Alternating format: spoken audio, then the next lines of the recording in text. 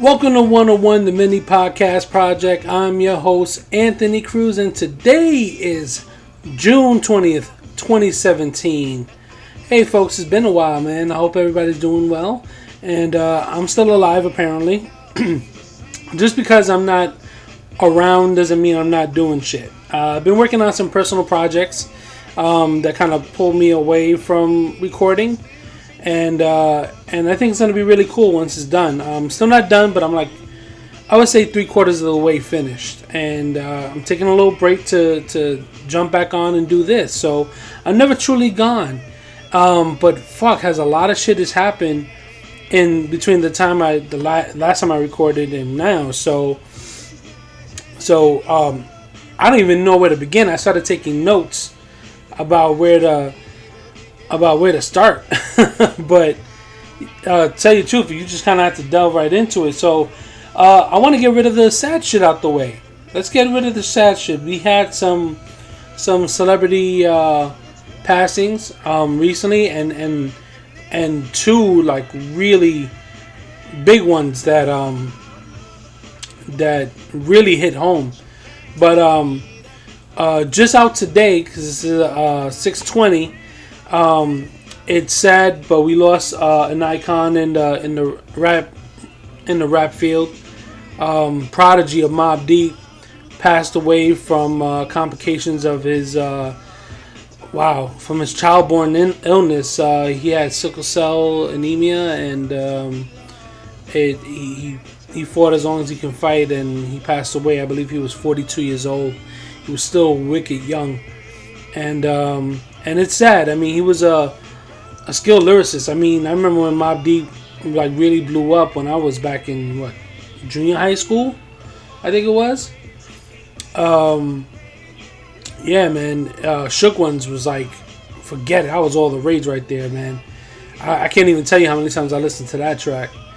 But yeah, no, it'd be sorely missed, man. It would have been nice to have him continue to do what he did best.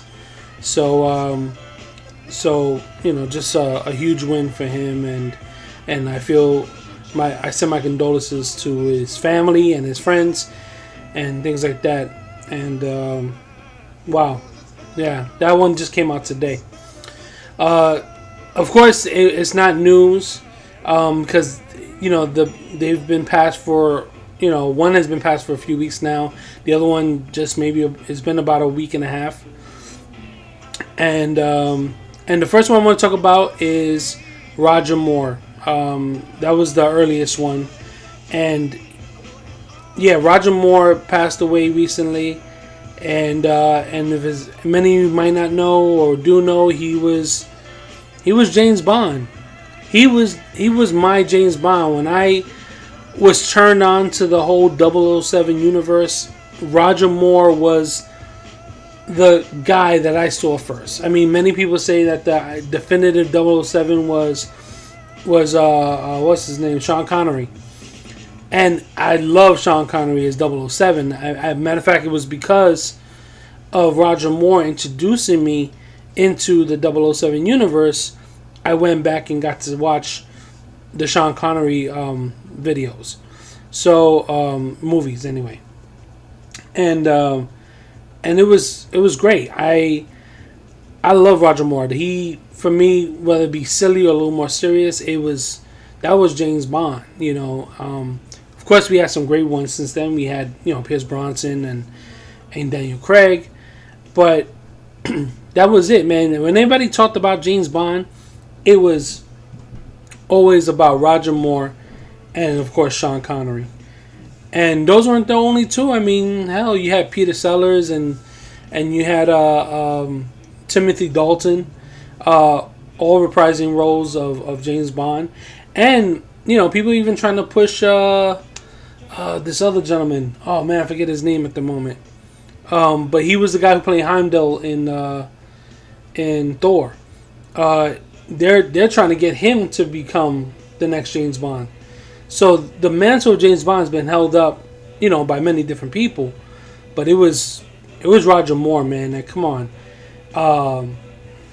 he gave us what what was it? Moonraker, For Your Eyes Only. Oh, forget it, man. He did quite a bit of films. I think maybe more than Sean Connery. And he passed away. He lived a full life, and that one hurt because the guy was charismatic as hell, and not that he was typecast, but it was the James Bond role that defined him. But he had cameos and films, outside the 007 universe. He played himself very funnily, like an exaggerated version of himself, in Cannonball Run. Matter of fact, he played a guy who thought he was Roger Moore, who thought Roger Moore was actually the spy 007. So it was really, really funny stuff. If you watch the Cannonball Run series, and yeah, man, what an amazing life he had. I mean, from like all walks of life, whether you be, the whitest of white or black or whatever, you knew who Roger Moore was. He was 007. That's James Bond. So yeah, he'll be missed. Rest in peace. The next person hurt even more, because he was just such a lovable guy. He was such a pop culture following. He was massive, and it was all basically due to one role that put him on the map. And then, like, everything he did follow, then it was like, oh, he's doing those other things, but we never really said Adam West is doing these things. We said Batman is doing these other things, and that was it. Adam West, he was the Batman of 1966. He was the one that brought Batman onto mainstream television successfully. He was the one that was in everyone's homes. He did a few seasons of the Batman 1966 with Burt Ward and Julie Newmar and all these just amazing cast of a Batman that shouldn't have worked but did. Here it is, you got this very campy Batman. And what people didn't know about this 1966 Batman was that it was intended to be silly, because they did not know if a serious Batman would really, take to the audience. So they went ahead and they did this sort of parody of itself. And you can tell when you watch that show, it's so silly. It's so campy, but they deliver, and they take the work seriously. That's why it worked. That's why it did so well. And that time coming past, and he had moved on from the role, and it haunted him for a little bit because he didn't want to be typecast as that. It was hard to get work when you were such an iconic role, and people saw you as Batman, as Bruce Wayne, and not as Adam West. So landing work later on after that was hard, but then he learned to embrace the role. He learned to embrace the fame that came with it, and because of it, had a hell of a career of just being Adam West for the matter. Like everything, I mean, he's done voice work on Batman the Animated Series, Simpsons, Family Guy, playing either as himself or characters on the show. He's made appearances at Comic-Cons and conventions and just loved the work involved. He learned to embrace that what would consider to be a limitation and turned it into a career. And not many people get to do that. Not many people get to take that to that level. He was just amazing. I mean, on Family Guy, he played Mayor Adam West, and he played this really exaggerated version of himself, and he was phenomenal. He was absolutely phenomenal.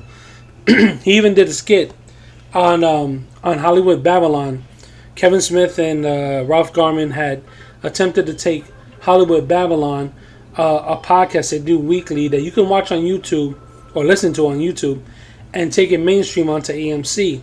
Unfortunately, AMC never picked it up, but they did a skit with him, with Adam West, where it was West on West. So it was Adam West reciting lyrics of Kanye West, and it was really, really funny. It was a funny bit, and you can even watch that on YouTube. You just type in West on West, Adam West on West, and it will come up. You can't miss it, and it's a phenomenal bit. Yeah, and he passed away recently. He had complications, and yeah, he's gone. And you know, it's sad, man, because it seems like some of the greatest people that we've ever had are gone. Like we keep losing them more than we keep losing people that. It's insane, man. I mean, some of the greats are gone, or all the greats, and you know, you have to make room for new greats to step up, and they're definitely coming up. But man, it's hard, man, when you lose like greats like Luther Vandross, Prince, Michael Jackson, George Carlin, Robin Williams. You know, the list goes on and on and on and on, and it's just amazing how we keep going, man. But the best part about that is that these particular people forever live on. I mean, through their work, through their body of things that they did in the course of their lifetimes. These are superheroes without having the power. You know what I'm saying? They weren't bitten by radioactive spiders, or you know, or born on another planet. They were born right here, and their superpowers, their ability to bring us all together and enjoy the talents that they have, it's amazing. So, you know, and Adam West just kind of is now gone, is now sitting up in the pantheons of all these great people. So rest in peace, Adam West, and we'll all see you soon. When it's our time to go, we'll meet you up there. We'll get a drink. So yeah, so I wanted to start with that because, you know, it's, what can I say, man? It's a hell of a thing, man. But to get the sad stuff out the way, you go with the good stuff, you go with the new stuff, and I didn't get to touch on this before. Like I said, this is during the break, so let's talk about Wonder Woman. Man, what a fucking spectacle that was.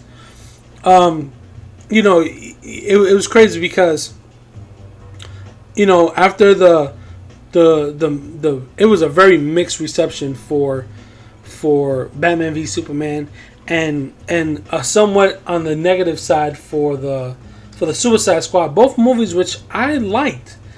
I mean, they wouldn't have probably been the greatest movies I ever seen, but they were damn good for sure. But, you know, they didn't get the love. They did not get the love.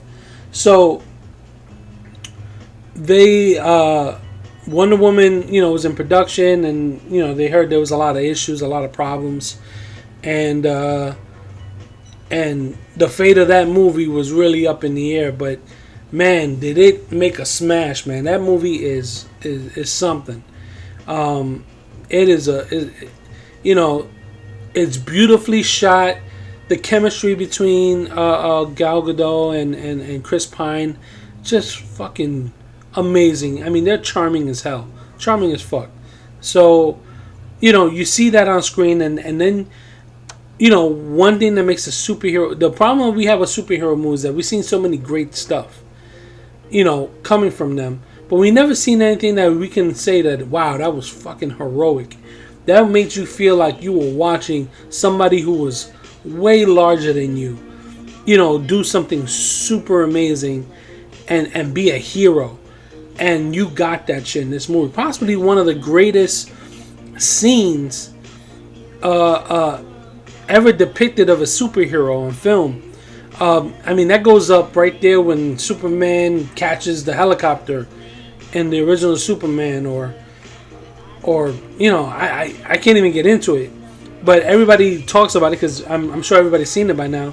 But it was when Gal Gadot goes through the trenches onto no man's land and just braves the hail of bullets and bombs with nothing but her bracelets and a shield. I mean, fucking amazingly heroic. Like, I'm sitting in the theater and my hands are clammy and my hairs are standing up, my goosebumps, my skin are bumping up, and it was phenomenal. Not to say that the movie doesn't have its problems. I mean, it does, but the experience was so great that it overshadows those problems. And you know they're gonna get a chance to do a sequel and all that. Hopefully this time they'll knock it out the park even more. Amazing stuff. So that was a real feat, and like I said, beautifully shot, man. Everything was done just so amazingly. But but what's funny is that every time DC comes out with something and they go, look at this is awesome, Marvel goes, yeah, that was nice, but check out this. and it's kind of hard to see if it's done on purpose or just like, you know what, like, this is what we're gonna drop on a Tuesday, you know. And they dropped a particular trailer during the NBA championships.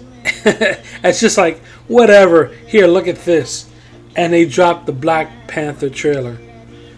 Wow, holy fuck, that trailer really just like, look what we can do. It was amazing, man. Right there with Thor Ragnarok, that trailer, both of those trailers like show you so much but leave you asking so many questions, like, why is this happening? What's going on? Like, they can only leave those trailers. Don't show me any more trailers. And just like have you just so in grip that you want to see this movie and find out what's it about. And they did that. And I mean, how does Black Panther rate against all these other films? And it rates good because it looks so different. You know, I mean, the question that keeps coming up is, are we having this superhero fatigue thing? And when you drop a trailer like that to a movie whose director was the one that did Creed, by the way, just to throw that little tidbit out there, then damn, you're in for a treat, because this looks different, this looks amazing, and yeah, I don't know what to say about it, but it looks freaking amazing. Looks amazing. So with that, I'm gonna say goodbye. I'm gonna end this session right here, but I'll be back on the next token. So on the next podcast. So thank you for showing up. I'm Anthony Cruz. This has been 1-to-1 the Mini Podcast Project, and I'll catch you later. Bye.